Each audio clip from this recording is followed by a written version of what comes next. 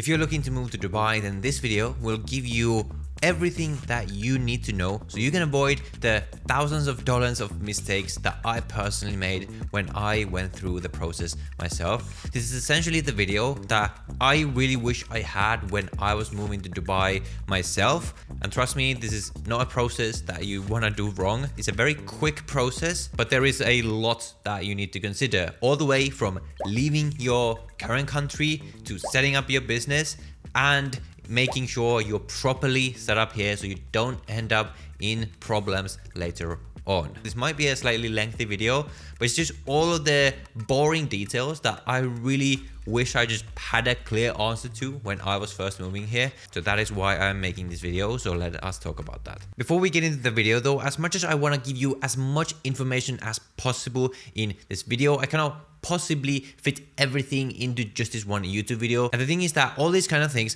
are always going to be super specific to your exact situation. Which country are you living from? What kind of business are you setting up? What are you looking to do? What activities do you need? So if after watching this video, you want help with actually implementing all of this and you want to discuss the exact specific details for your particular situation, I have partnered up with a contact of mine who is an expert with actually implementing all of this. And there's going to be a link down below in the description where you can book a completely free consultation with my expert to discuss everything, including the full expectations of what this process will actually entail, what makes sense for you and everything like that. And they can also help you with the actual process of setting everything up. So if you're looking to help with that, book a call down below in the description. So let's first talk about the cost. So how much should you expect the entire process from start to finish to cost you? So essentially, how much should you be willing to invest into your new setup in Dubai? By the way, all of this assumes that you're coming here to set up a business. So you're coming here as a self-employed person. You can also come here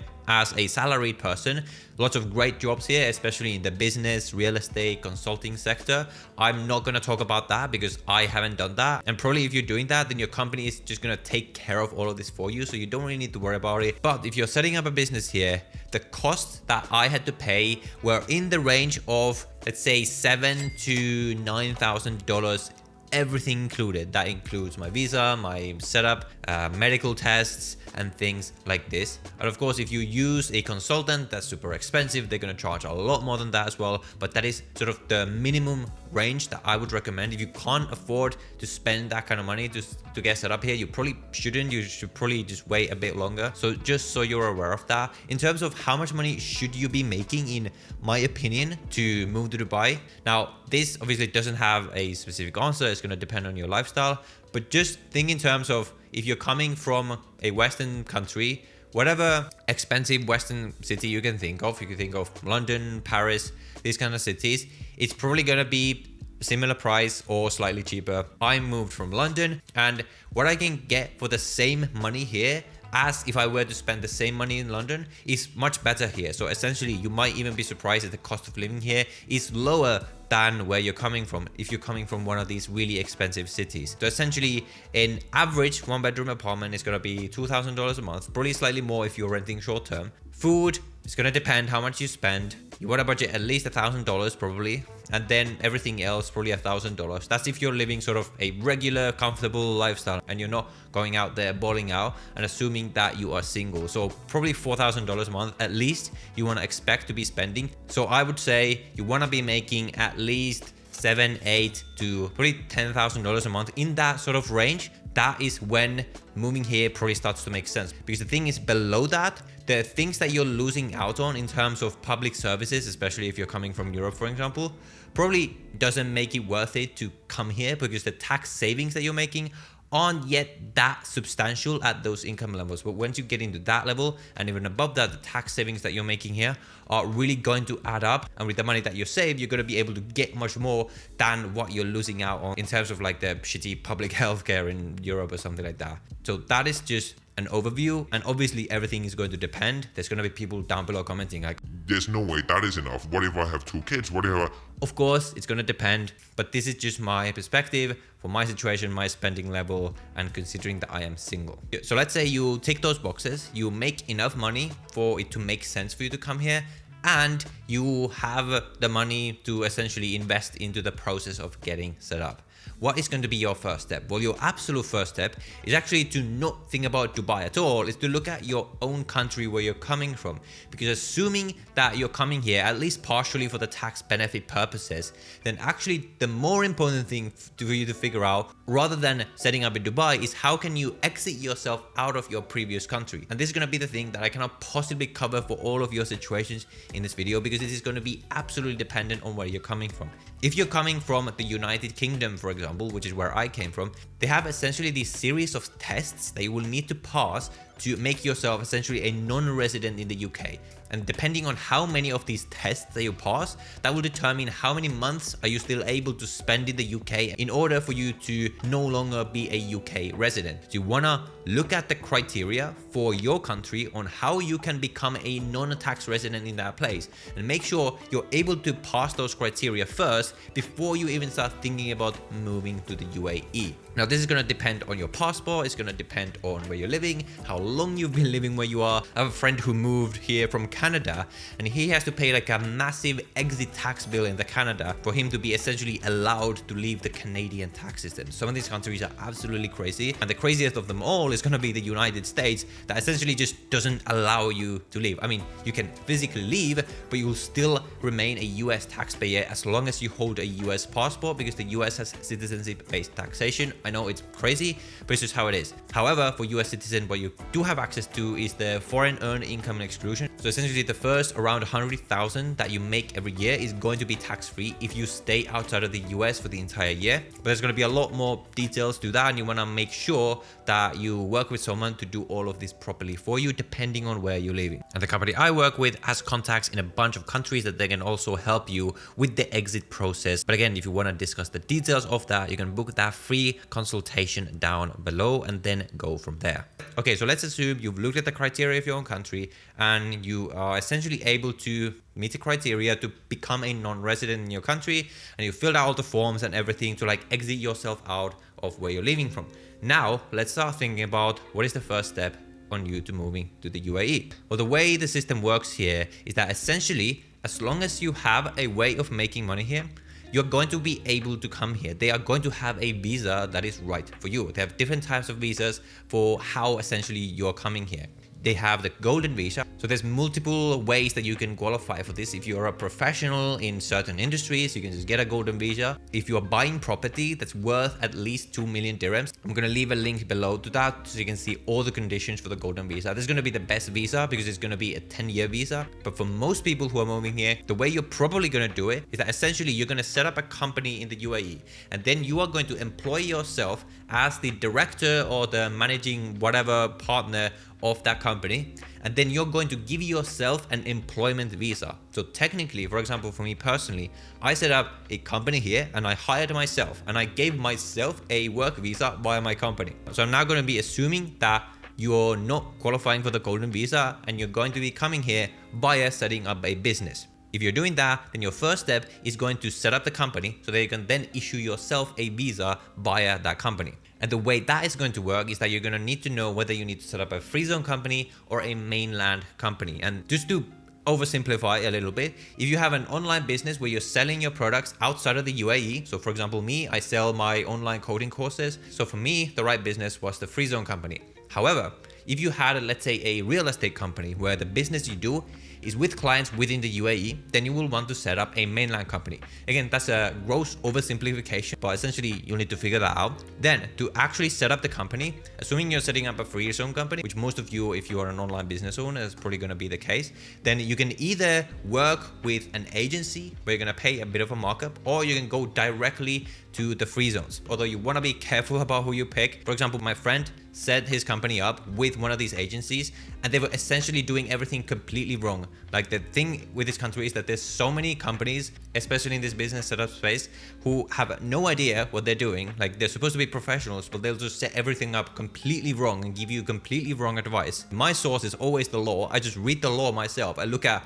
what is the actual situation, what does the law actually say, and that is the basis on which I make all my decisions for my business. So whoever you work with, make sure that they're able to back up everything they say based on the law. And of course, the contact that I recommend down below has this specific approach. But the other option is that you go directly to the free zones. Again, which free zone you're going to choose is mostly going to depend on the type of business you're using. That's going to be the cheapest option, but it's also going to be the option that's going to have almost no support in case something goes wrong or if you have anything more complicated than just a simple business. Then for your company, you'll need to decide what are the activities that your company is going to perform. So there's going to be this official list of business activities that you're going to have to choose a few from for your trade license. That's going to be the official license of your company. Some of them are going to be regulated, in which case you will need to get extra approval from some of the government departments or whatever. So once you do that, either by contacting an agency or contacting the free zones, they will issue your trade license for your company,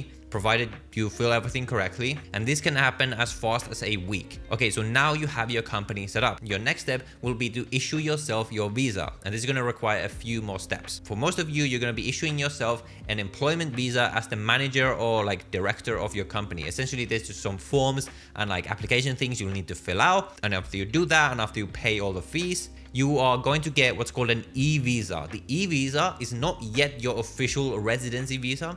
It's essentially a temporary visa that will allow you to enter the UAE for the purposes of finishing up some things that you will need to do in person in the UAE. So what I forgot to mention is that up until this point, all of this stuff beforehand, you can actually do outside of the UAE. So you can have your entire company set up without actually setting foot in the UAE at all. When you will have to set foot in the UAE is after your e-visa is issued. So now let's talk about arriving in Dubai for the first time. At this stage, you will want to be booking your flights. In terms of airlines, obviously we have the Emirates airline. That is one of the best airlines in the world. Essentially, there's three things that you will need to do here. You will need to go to a government center. It's called the Amr Center, where you'll need to fill out some forms for your Emirates ID application. So Emirates ID, in fact, I think I have it. It's basically a card that looks something like this. It's like the official like national ID card that you'll basically need to do any of the official processes, like setting up a bank account, getting a tenancy contract, things like this.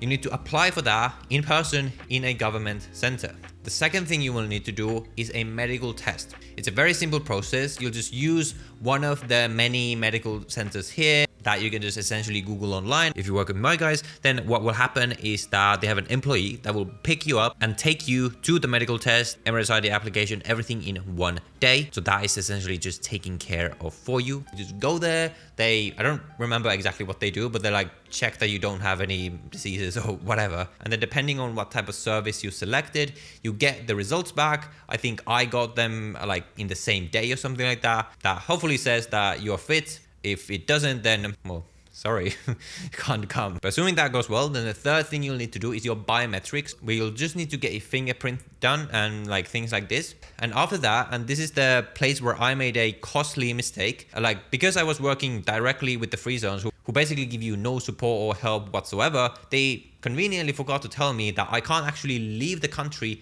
before this entire process is completed. So when you come to the country on the e-visa, you're like locked in the country before your Emirates ID and your residency is fully approved. Nice of them to not tell me that beforehand. So don't make that mistake. Make sure you book enough time in the UAE for all of that to be completed. I think for me, the total time was like 2 weeks or something like that.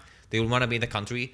Once everything is approved, including your Emirates ID, everything like that, then you are now officially fully resident in the UAE, which means that you can now live there and like stay there for as long as you want. Or you can now go back to your home country to like pick up your stuff and then come back to actually rent an apartment or whatever. So now that you are a resident, let's talk about the sort of logistics of actually coming here to live, because there's still things that you want to know. First of all, let's talk about which area you want to live in. So the way Dubai works is that essentially these like communities that are being built like all the time by these big construction companies like Emaar, Damak and things like this. The best ones where most expats are going to live are going to be Dubai Marina, which is where I'm in right now, downtown, Business Bay. Then in the very expensive end, you've obviously got the Palm Jumeirah or Emaar beachfront. So these are some of the more modern areas where most like expats are gonna live. But obviously everything depends on what you're looking for. What I recommend for you to do is just to rent a car and go drive around the different areas to like figure out which areas you like the most. I personally like Dubai Marina because it's reasonably priced for what you get, and you have the water, like this like fake sort of canal that is going through the area. It's super nice to walk around at any time of the day. You got the smell of the water, everything like that, but at the same time it's not as packed and touristy as a JBR, Jumeirah Beach Residence, which is right next to it. But at the same time, the marina is also right next to the beach, so just like a 3-minute walk from where I am right now, just in that way, is going to be the beach. So if I want to go there, lots of nice restaurants there, so that would be my choice, but it's obviously going to depend on what you want. In terms of opening a bank account, this can be a bit of an annoying process. What I had to do is go in person and wait at one of these banks and then fill out some forms and everything like that. The best bank that I recommend to everyone is going to be Emirates NBD, and if you work with my guys, they also have a direct contact with Emirates NBD, so they can just set you up with a bank account in just one day. Like for all of that, you'll need to have your Emirates ID. So after the Emirates ID application goes through, I think it'll take them like a week or 2 weeks or something like that for them to actually send the physical Emirates ID card to you. That is the card that you will be using to open up your bank account, to get a local phone number. By the way, another thing, in order to fill out some of these applications that we talked about before, you will need to have a local phone number. You can use a friend's number or like a temporary tourist number for that. So actually the first time when you come to the UAE, you'll want to get like a temporary SIM card. But once you have your Emirates ID, you can get your long-term phone contract. So with your bank account, if you're self-employed, you'll pretty much be able to get any credit card as soon as you want, because the way it works here is that they don't really have like credit score systems here. What you'll instead do is you'll put up a deposit. So for example, I put 20,000 dirhams on my first credit card, and based on that deposit that you put, you get the credit limit for your credit card. So you can just put as much as you want and you'll get the credit limit based on that, and that deposit will also be earning interest. So it's not like you use it, it's just locked into the bank as long as you have that credit card. If you're salaried, you probably don't need to do that. You can just get it based on your salary certificate or something like that. In terms of renting, what I did when I first came here is I rented via a platform called Blue Ground, which is essentially like similar to Airbnb, because I knew that at that time I was not going to be here for the entire year yet. If you rent via one of these platforms, it's going to be much easier, and you can even do it before being a resident, because you can pay directly with the credit card and things like this, but you are going to pay a bit of a premium on the rent. So bear that in mind. In terms of renting like a normal tenancy contract, the most popular platforms are going to be Bayut and Property Finder. So you can just go out there, look at the different areas, and usually the rent is quoted per year, because usually they'll want you to rent for the entire year. And I think it's also common for them to want the entire year's rent up front, although that is going to be negotiable. But that's another thing, like bear in mind, if you're renting an actual apartment, you probably want to have like quite a chunk of money ready to get the best possible price. So that will take care of pretty much everything you'll need to know to come here, get set up and everything like that. Just some last details about some like more advanced details about what you'll probably want to be aware of as a business owner here. The first one that I realized that cost me a lot of money was that when you have a UAE company and you're billing via something like Stripe to your customers, it will often happen that a lot of the cards for your customers are going to be declined, because for whatever reason, because you're billing via your UAE company, your customer's credit card might think that you're like a fraudulent company or something like that. So what I've actually had to do is set up a separate company, a US LLC, that is actually the billing company, and then the US LLC is owned by my UAE holding company, where I pay all the money from the US LLC to my UAE company. Now, you don't need to do anything like this straight away. You can see if just having the UAE company works for you, but just be aware that this is a pretty common setup for people to have here if you are billing customers directly via credit card or something like that. And then you'll want to be aware of any annual filing requirements that you have here. Up until this year, there was no requirement for you to file any financial statements or anything like that, because it was 0% tax. From this year, they have introduced a 9% corporate tax. Now, the way the 9% corporate tax works is that if you make in total less than 3 million dirhams in a year, so that's around $900,000, you can apply for what's called a small business exemption, which means that you're still going to be completely exempt from tax. But if you make in total more than 3 million dirhams, then you are going to be subject to this 9% tax. But even then, your first 375,000 dirhams are going to be exempt. So essentially, it's going to be 0% tax. And then everything above that is going to be taxed at 9%. But regardless of which of these buckets you fall into, you will have to fill out annual financial statements. And before that, you'll have to register for corporate tax. And then 9 months after every financial year, you'll have to essentially file your corporate tax return. And it's in that return, if you fall below that 3 million threshold, that you can apply for that small business exemption. You won't actually have to pay the tax. personal income tax is still 0. What you can do is pay yourself a salary that is quote unquote a reasonable salary. Now, this is not exactly defined, but it's essentially if you imagine that you hired someone else to do all the work that you do, how much would you pay them as a salary? Now, in my case as a content creator, it's not actually that easy to define, so I don't actually even know how much I can pay myself.